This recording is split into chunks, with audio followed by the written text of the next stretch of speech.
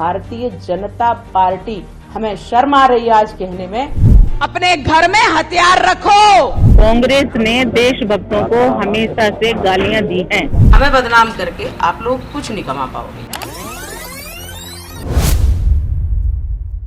साध्वी प्रज्ञा एक ऐसा नाम जो हमेशा सुर्खियों में बना रहा। हेट स्पीच का आरोप, गौमूत्र पीने और हिंदुओं को हथियार रखने की सलाह देने वाली साध्वी का इस बार टिकट कट गया है। इनकी जगह आलोक शर्मा को मौका दिया गया है। इसके बाद ही प्रज्ञा ठाकुर लगातार चर्चा में बनी हुई हैं और अब अपनी ही पार्टी के एक विधायक के खिलाफ मोर्चा खोलती हुई नजर आ रही हैं। उन्होंने एक अवैध शराब की दुकान मामले में कहा कि मुझे शर्म आ रही है कि खजुरिया में पाई गई अवैध शराब की दुकान बीजेपी विधायक सुदेश राय की है। मैं इसके खिलाफ सख्त कार्रवाई करूंगी।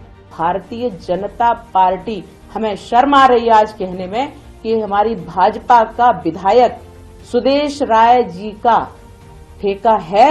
ये मुझे प्रशासन ने बताया और ये मुझे जनता ने बताया, ये मुझे नहीं, उसका वीडियो बनाया है और लोगों ने बताया विधायक जी का है, ये सुदेश राय जी का ठेका है और गैर कानूनी चल रहा है। ये हमें बड़ी लज्जा आ रही है इस बात पे।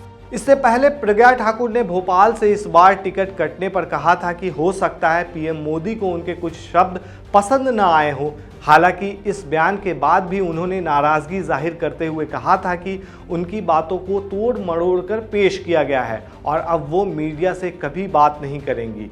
ऐसे मैं हाथ जोड़ती हूँ क्योंकि हम जो बोलते हैं आप लोग उसको तोड़ मरोड़ के जो भी दिखाते हो मैं बिल्कुल पसंद नहीं करती। मैं बिल्कुल भी ना पहले ना आज ना करती हूँ इस प्रकार का काम और ना पसंद करती। हमें बदनाम करके आप लोग कुछ नहीं कमा पाओगे। जितनी टीआरपी आपको बटोरनी थी राजनीतिक हमारे 5 वर्षों में आपने कमा लिया। आज के बाद मैं बिल्कुल नहीं दूंगी मीडिया में। हमारा मीडिया खुद का रहेगा, हम उस पर करेंगे।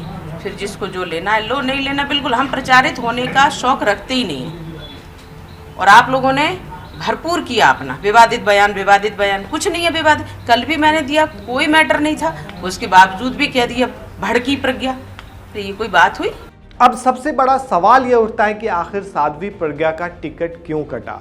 चलिए समझते हैं पूरा मामला सिलसिलेवार तरीके से। दरअसल बीजेपी ने पिछले हफ्ते शनिवार को लोकसभा चुनाव के लिए उम्मीदवारों की पहली लिस्ट जारी की थी। इसमें एमपी की कुल 29 लोकसभा सीटों में से 24 सीटों के उम्मीदवारों की घोषणा भी की गई।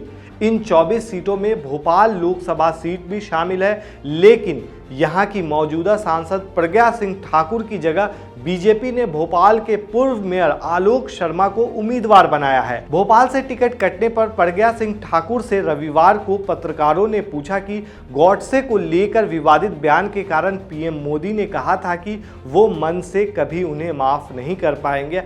क्या इस वजह से उनका टिकट कटा है? इस सवाल के जवाब में प्रज्ञा ठाकुर ने कहा कि मैंने कभी विवादित बयान नहीं दिया, जो कहा सच कहा। राजनीति में रहकर अगर सत्य कहना गलत है तो मुझे लगता है कि सच कहने की आदत डाल लेनी चाहिए।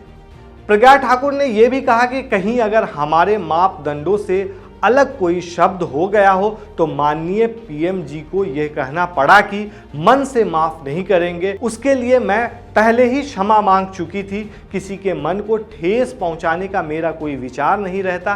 प्रधानमंत्री मोदी जी के मन को कष्ट हुआ था, इसलिए उन्हें कहना पड़ा कि मन से माफ नहीं कर पाएंगे। मेरा कभी ऐसा इरादा नहीं था कि मैं उनके मन को कष्ट पहुंचाऊं। उसके बाद मैंने कभी उन्हें कष्ट भी नहीं पहुंचाया। वहीं प्रज्ञा ठाकुर ने यह भी कहा कि टिकट नहीं देने का निर्णय संगठन का है और उनका निर्णय सर्वोपरि होता है। हमारे यहाँ संगठन ही अहम है, उसका निर्णय सहज स्वीकार होता है। आलोक शर्मा को मेरा आशीर्वाद और शुभकामनाएं हैं। मैंने 2019 में भी टिकट नहीं मांगा था, लेकिन तब भी संगठन का ही फैसला था कि मैं चुनाव लड़ूं। संगठन ने जो निर्णय किया वह सर्वोपरि, यही पहचान है हमारे संगठन की और ये पहचान है कांग्रेस की कि अगर उनका स्वार्थ पूरा नहीं हुआ तो बगावत कर दी।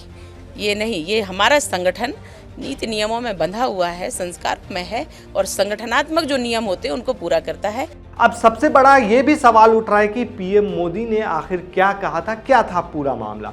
दरअसल नाथूराम गॉडसे पर प्रज्ञा ठाकुर के बयान को लेकर पीएम मोदी से मई 2019 में सवाल पूछा गया था। तब उन्होंने कहा था कि गांधी जी या गॉडसे के संबंध में जो भी बातें कही गई है वो खराब है, हर प्रकार से घृणा के लायक है। सभ्य समाज में इस तरह की भाषा नहीं चलती है, इस प्रकार की सोच नहीं चल सकती, इसलिए ऐसा करने वालों को 100 बार आगे सोचना पड़ेगा। दूसरा, उन्होंने माफी मांग ली, अलग बात है, लेकिन मैं अपने मन से माफ नहीं कर पाऊंगा। अब देखा जाए, बात की जाए अगर पिछले इलेक्शन की, तो 2019 में प्रज्ञा ठाकुर ने भोपाल से दिग्विजय सिंह को 3 लाख से ज्यादा वोटों से हराया था। इस सीट पर 2019 में मुकाबला काफी दिलचस्प रहा था, क्योंकि एक तरफ राज्य की कांग्रेस सरकार में 2 बार मुख्यमंत्री रहे दिग्विजय सिंह थे और दूसरी तरफ प्रज्ञा ठाकुर उस सीट से जो बीते 30 सालों से बीजेपी का गढ़ रही है। जी हां, 30 सालों से ये बीजेपी का गढ़ रही है। मध्य प्रदेश लोकसभा सीटों की संख्या के मामले में छठा सबसे बड़ा राज्य है। 29 सीटों में 10 सीटें अनुसूचित जाति और जनजाति के लिए रिजर्व है, 19 सीटें सामान्य हैं। 2019 के लोकसभा चुनाव में बीजेपी ने मध्य प्रदेश की 29 में से 28 सीटों पर जीत दर्ज की थी। वहीं सांसद बनने के बाद प्रज्ञा ठाकुर अपने कामों से ज्यादा अपने बयानों की वजह से चर्चा में रही। लोकसभा में जब स्पेशल प्रोटेक्शन ग्रुप विधेयक पर बहस हो रही थी, तो डीएमके सांसद ए राजा ने नाथूराम गॉडसे के एक बयान का जिक्र किया, ये बताने के लिए कि आखिर गॉडसे ने गांधी को क्यों मारा। इस बहस को बीच में रोकते हुए प्रज्ञा ठाकुर ने कहा था कि आप एक देशभक्त का इस तरह उदाहरण नहीं दे सकते। इस बयान के बाद भारी बवाल मचा था।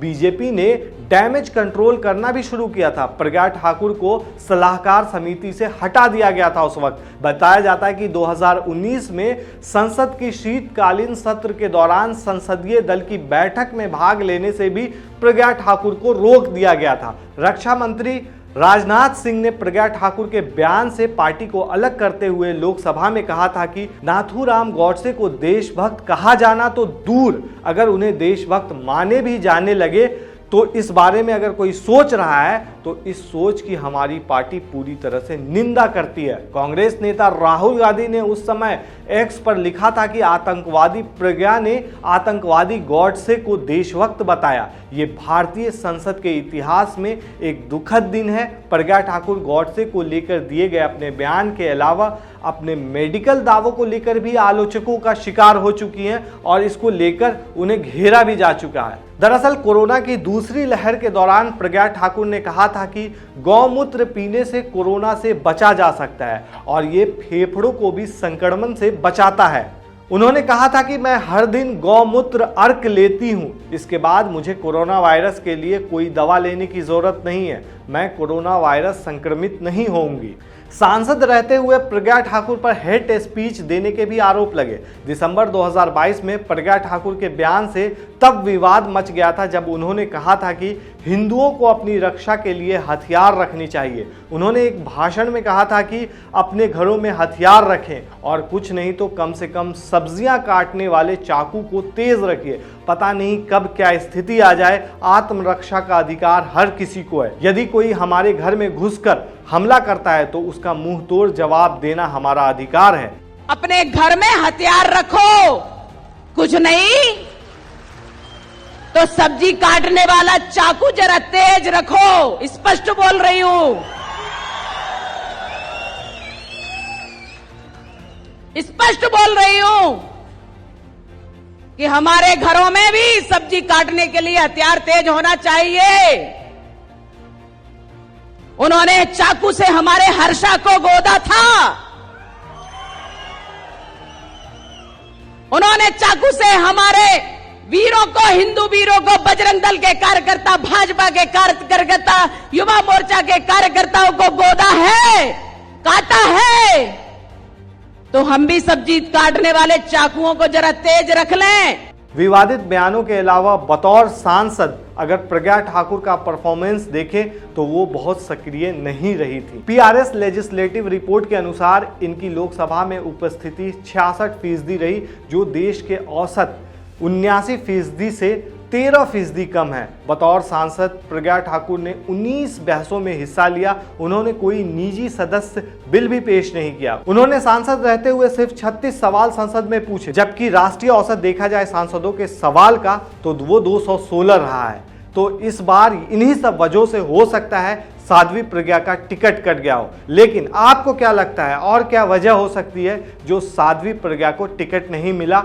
हमें कमेंट बॉक्स में जरूर बताएं। शुक्रिया।